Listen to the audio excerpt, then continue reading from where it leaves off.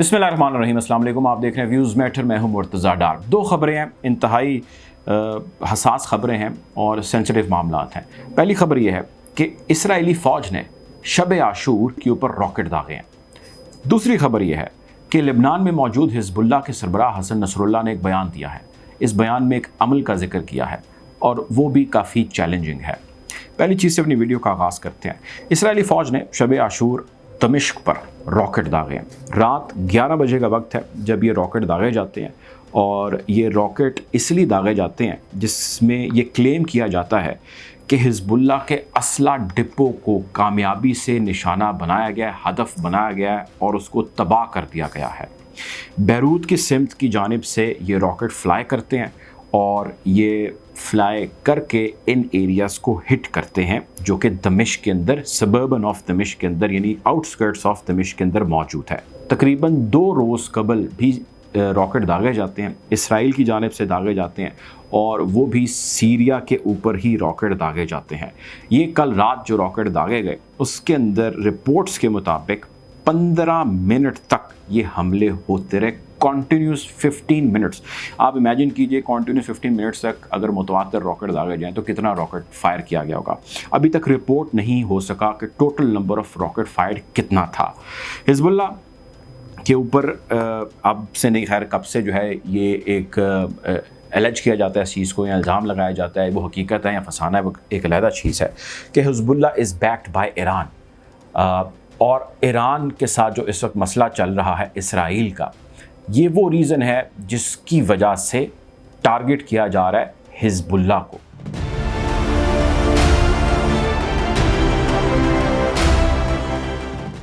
इससे कुछ रोज़ कबल भी आपको याद होगा हमने इस हवाले से वीडियो भी की थी कि पहले भी हमले हुए और इन हमलों के अंदर ये रिपोर्ट किया गया कि बड़े मैसिव किस्म के थे ये हमले जो किए गए।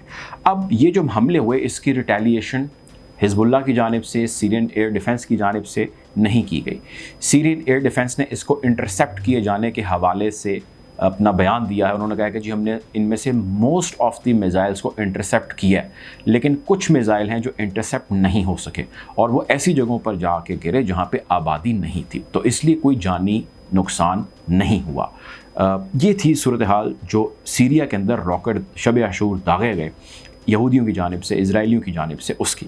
दूसरी अब एक और सूरत हाल है, वो ये है कि लेबनान में मौजूद हिज़्बुल्लाह के सरबराह हसन नसरुल्लाह यौम आशूर जो है वो एक ख़िताब कर रहे थे लेबनानियों से, और उस खिताब के दौरान उन्होंने एक ऐलान किया और उन्होंने ये कहा कि मैं लेबनान की ज़बू हाली को सामने रखते हुए कुछ इनिशिएटिव्स ले रहा हूँ। पहले थोड़ा सा ज़बू हाली का आपको जायचा खींच दूँ। लेबनान के अंदर इस वक्त एक इंटरिम सेटअप है, यानी कि एक अबूरी हुकूमत है। लेबनान के अंदर इस वक्त माली मुश्किलात, मसाइल काफ़ी ज़्यादा हैं, गुरबत है, बुरा हाल है, कोई तिजारत नहीं है, एजुकेशन के बुरे हाल हैं, ट्रेड नहीं है, दफातर के अंदर बस वाजबी सा काम चल रहा है, बस इस तरह चल रहा है कि ऑक्सीजन या वेंटिलेटर के ऊपर एक मुल्क है और निज़ाम किसी तरह चल रहा है। अब इस सारी चीज़ के अंदर ट्रांसपोर्टेशन एक बड़ा अहम रोल प्ले करती है। आपने दफ्तरों में जाना हो, आना हो, आपकी पब्लिक ट्रांसपोर्ट हो, प्राइवेट ट्रांसपोर्ट हो, कोई तिजारत करनी हो, आपने कोई भी काम करना हो, ज़ाहिर है आपका आमदोरफ्त का ज़रिया होना ज़रूरी है। अब आमदोरफ्त के ज़रिए के लिए ज़रूरी है कि आपके पास भाई तेल हो, गाड़ियों में तेल डलेगा तो मामला चलेगा।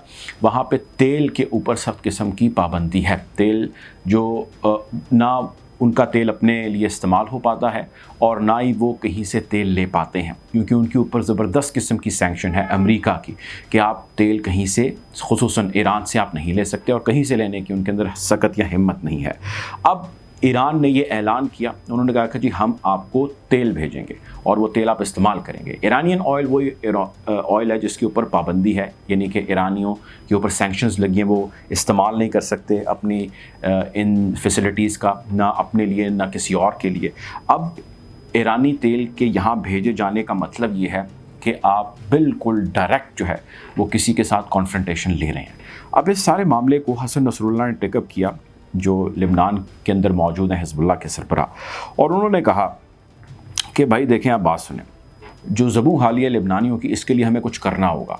और ये बात मैं क्लियर कर दूं कि जब ये तेल सेल करेगा, यानी बज़रिया जहाज़, ज़ाहिर उसमें हज़ारों गैलन तेल आता है जहाज़ों के ज़रिए, जब ये पर्शियन गल्फ से ईरानी हदूद से सेल करेगा टुवर्ड्स अस, तो तब ये हो जाएगा मलकियत हमारी, तब ये हो जाएगा ज़िम्मेदारी हमारी, तब ये प्रॉपर्टी हो जाएगा हमारी। اور اگر اس جہاز کو ٹارگٹ کیا گیا اسرائیلیوں کی جانب سے یا کسی اور بھی تھرڈ پارٹی کی جانب سے تو اس کے بہت ہی زیادہ خطرناک قسم کے کانسیکوینسز ہوں گے. سو آپ اس چیز سے باز رہیے.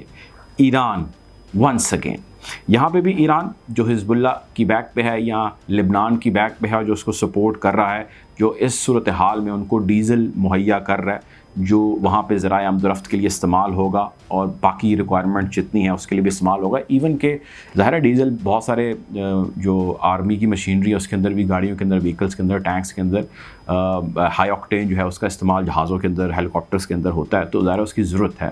تو اس لیے اس کا وہاں پر پہنچنا انتہائی زیادہ ضروری ہے. اسرائیلیز اس کو اس طرح نہیں لیتے، ویسٹ اس کو اس طرح نہیں لیتا. وہ اس کو اس طرح لیتا ہے، وہ کہتا ہے کہ جو ان کی ضرورت کے تحت جو تیل ان کو ریکوائرڈ ہے وہ ہم کسی طرح مینیج کر رہے ہیں، کروا رہے ہیں، یا وہ لوگ کر رہے ہیں، وہ ہو رہا ہے سلسلہ.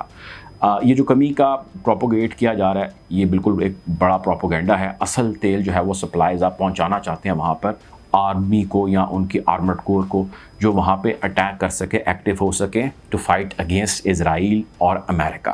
یہ اصل مسئلہ ہے جو اس وقت وہاں پر موجود ہے.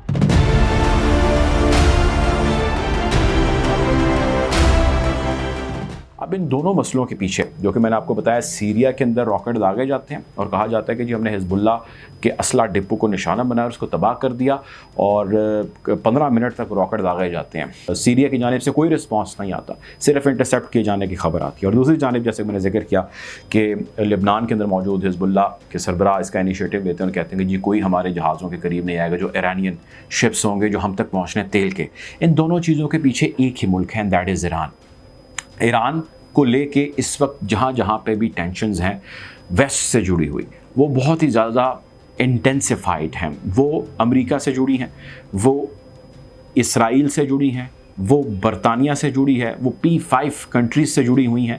اور ان کا دوسرا کنیکشن ہوتا ہے عرب ممالک کے ساتھ، جس میں سعودی عربیہ ہے، جس میں UAE ہے، جس میں قطر ہے. یہ وہ ممالک ہیں یا وہ دھڑا ہے جس کا ڈائریکٹ جو confrontation that is with Iran. اب ایران کے ایلائز کے اندر کون سے آتے ہیں اس کے حوالے سے ہماری بے شمار ویڈیوز موجود ہیں، لیکن اس وقت epicentre is Iran for this whole Middle East region. ہم کوشش کریں گے کہ اس خطے کی بدلتی صورتحال کے حوالے سے آپ کو اپڈیٹ رکھیں. اگر آپ کو یہ ویڈیو اچھی لگی ہے تو اس چینل کو سبسکرائب کریں اگر آپ نے نہیں کیا، تاکہ ایسی مزید ویڈیوز آپ تک پر وقت پہنچ سکیں. اپنا خیال رکھیں، دعا میں یاد رکھیں. اللہ حافظ.